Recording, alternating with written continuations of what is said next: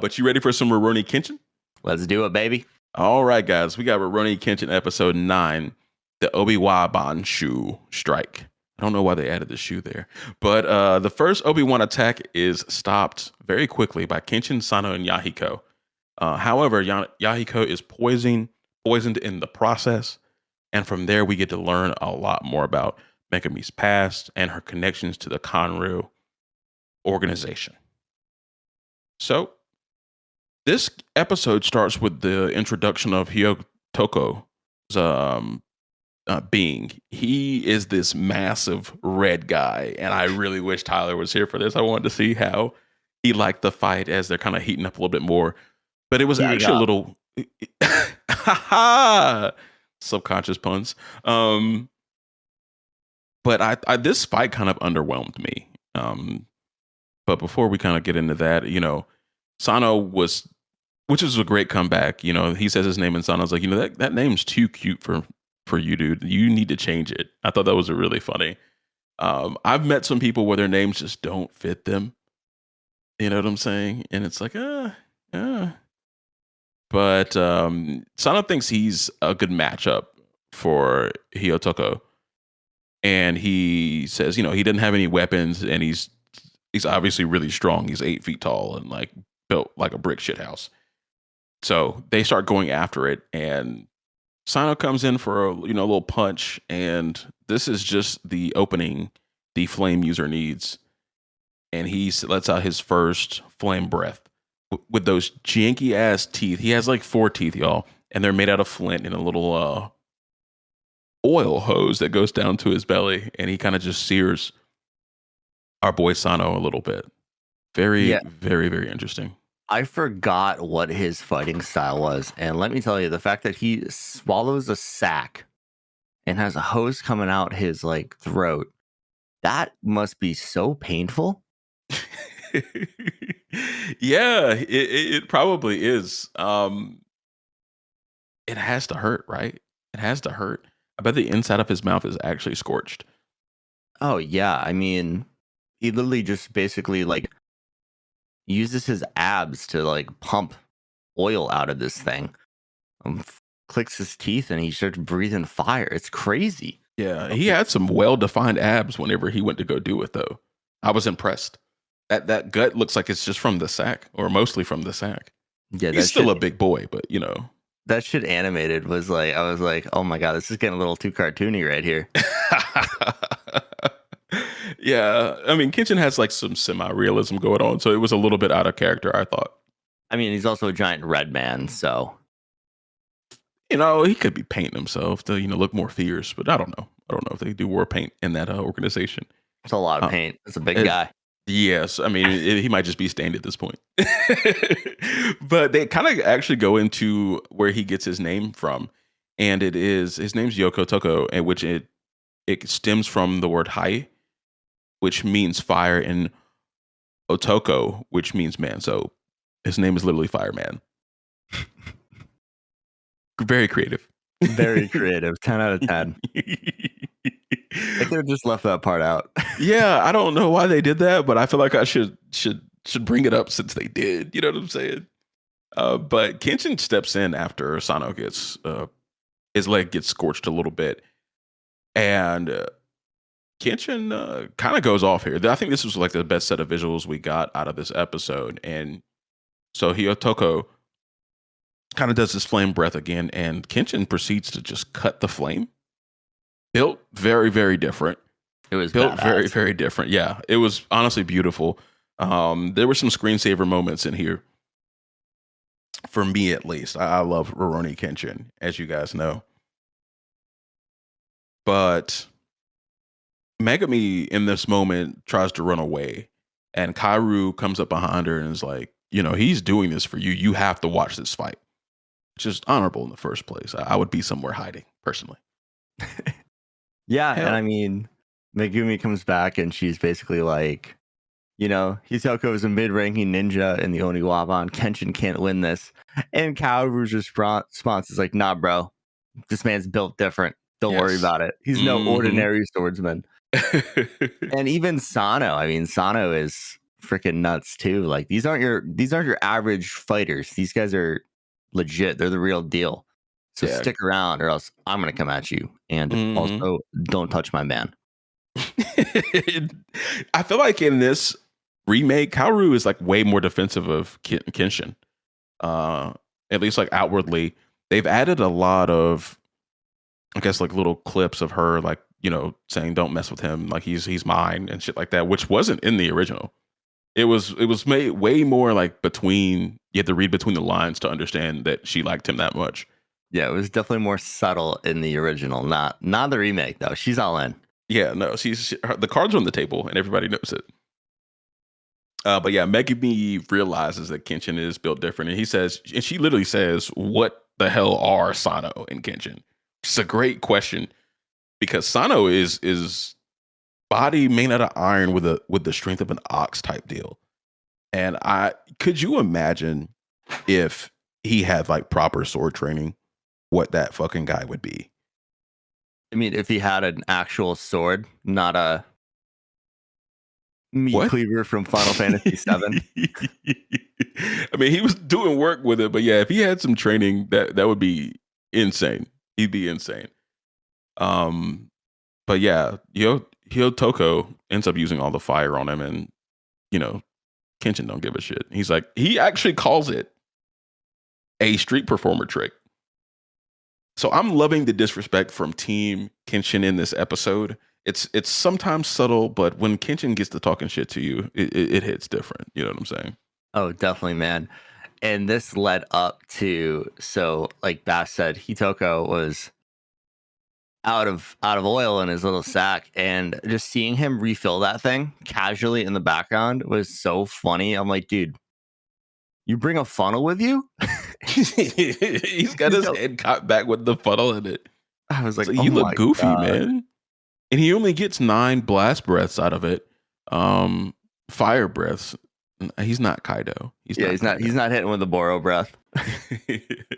um, but yeah, it just seemed like very silly that he can only do 9 blasts. But apparently he's effective enough to be a mid-range shinobi, so more power to him. But Sano, before he can get off another set of blasts, literally sticks his fist into his mouth to pull out the cord that has, I guess, the hose that has the oil.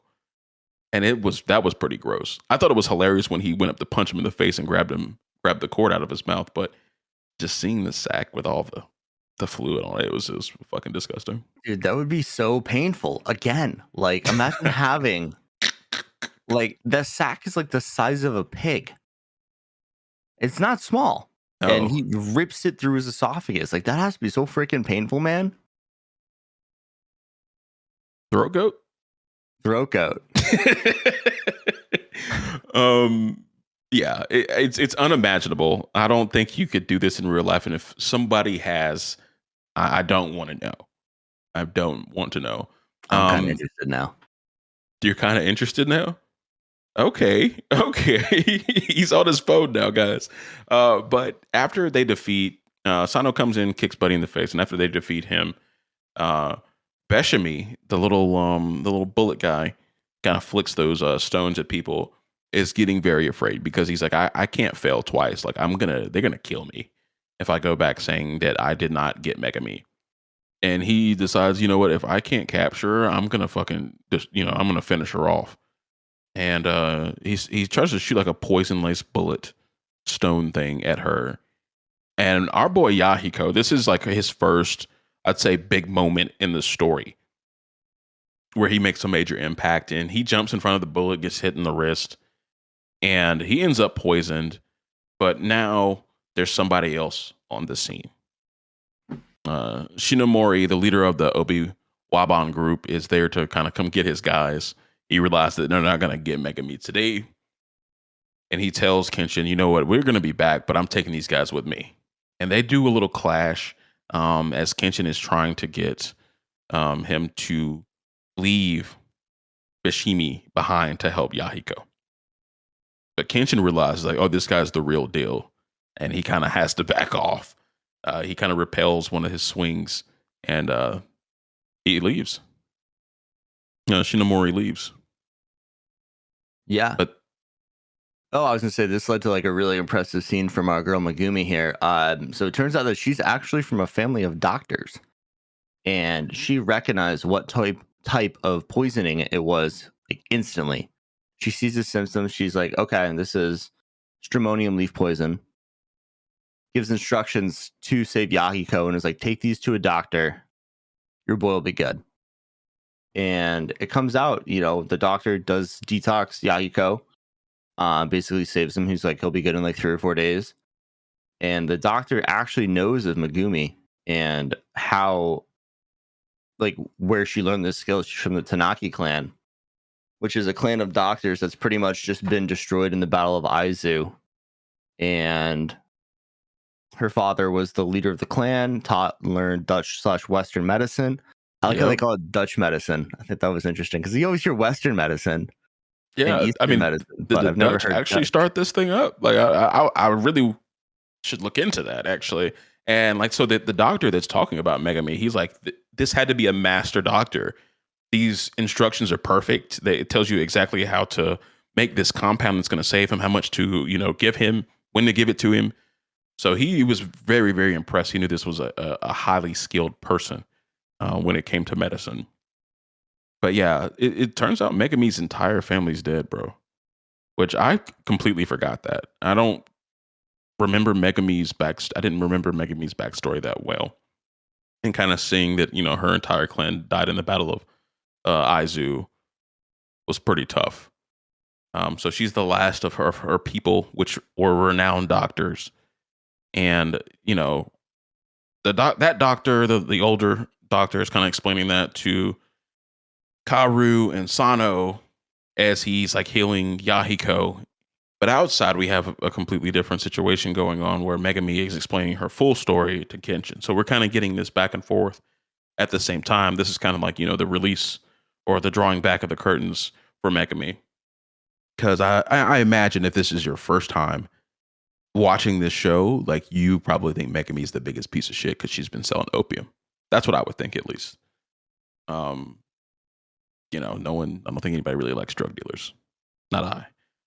Yeah, and it comes out too that this just isn't even normal opium. This is synthesized opium, which is like heroin. Like Yes. this is the good shit. And they called it spiderweb, and that she's the only person who knows how to make it now, which is why she's been working under Cononu, basically.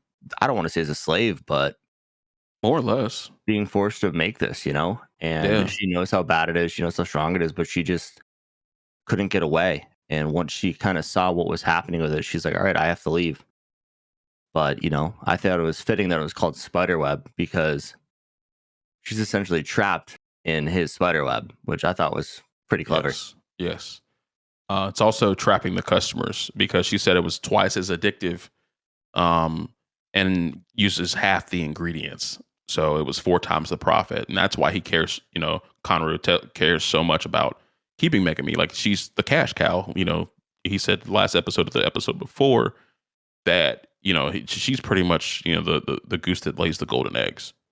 Oh yeah, I mean, again, it's heroin. This isn't opium anymore, guys. This is the legit street drug, like 10 times as potent, all that kind of stuff. We see it, you see it all over. So it's crazy Yes. that they're kind of taking the opium to that level, which is really fucked up. But Yeah, it's very, very dangerous. I mean, a lot of people are dying because it's so potent and they're so addicted to it. And, she even says, like, within, we don't do something within, what'd she say, within 3 to 5 years, like in the entirety of Tokyo would be addicted to this stuff. And that would be devastating for, Japan as a whole in this story. But she was tricked. She was made to think that she was making medicine for a long time. So she was just working under the wrong guy, the wrong doctor for a few years there, and she got wrapped up in this. So this is completely not her fault. She is definitely shady, can be shady, but she was been living in a shady world. So can't really blame her for it. definitely. And And yeah, after this, I thought was a pretty funny thing. Kenshin's saying, you've suffered enough. Like you've been doing this for 3 years, knowing you're killing people. You're doing this against your will. I can't really hold that against you. We got to go handle this Conru guy. But I'm gonna ask Karu if you can stay here. And this is the scene that Dan was talking about earlier. I thought was hilarious. Kaoru's like, yeah, sure. And then she like slides over to Megumi, whispers in her ear and is like, if you make a move on Kenshin, I'll ruthlessly throw you out into the street. I was like, okay, I see you. You do your thing. But yeah, it's just like she's so forward about this whole situation now. I think it's funny. I love it, dude. Yeah, and then after that scene, we get Aoshi reporting back to Conru. Basically, it's revealed that Kenshin injured Aoshi's liver during this quick clash they had, and he was really surprised that Kenshin was able to pull that off.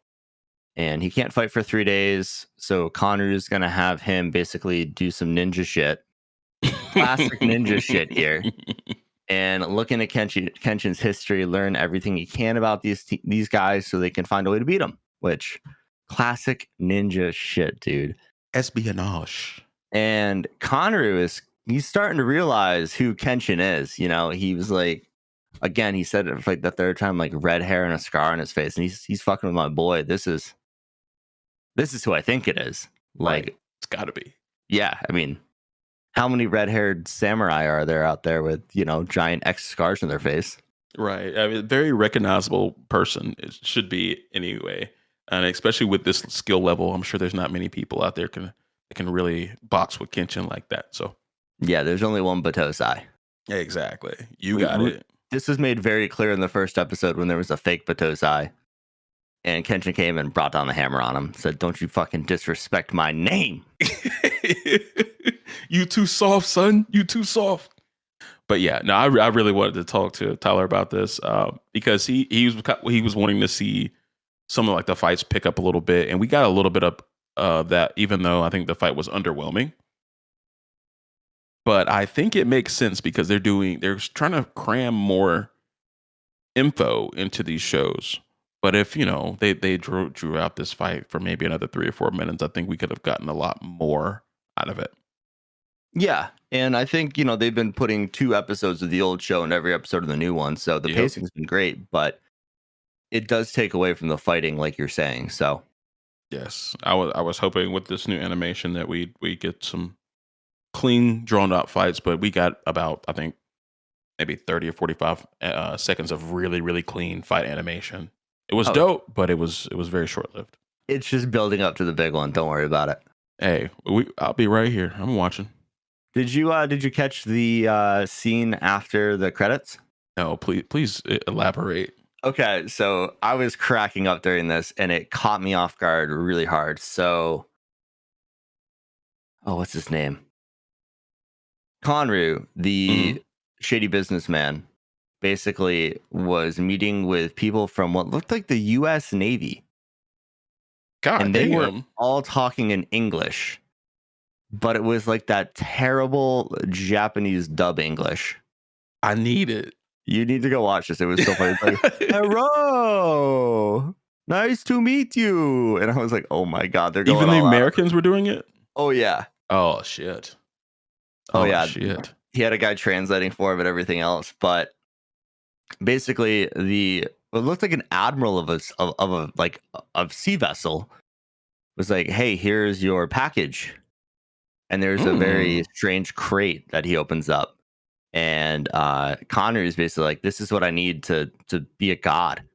So I don't remember what's in this crate at all. I don't either. I have an idea, but I think I may be right. So I'm not gonna spoil it. I'm thinking it's guns. Yeah, it's got to be guns, right? It's fucking guns, bro. It's always guns. It's the Americans. It's what we do. We got Blicky on deck, all of us. But it's that'll be a very interesting change to what's kind of going on in the story. And I think it's not just like any types of guns because some people in Japan already have them, right? Yeah, I think it's an introduction, like muskets and shit like that, bro. Yeah, they have flintlock pistols, little guns, not what we roll with. We got magazines. We got automatic weapons. Yes. This might be a chain gun, dude. That'd be nuts. That push to start and it go type shit. I want to see Kenshin fight a chain gun, dude. That'd be lit. Dude, like a little minigun against Kenshin.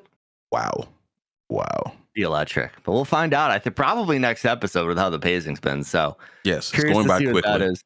But definitely go watch it because the English was peak comedy.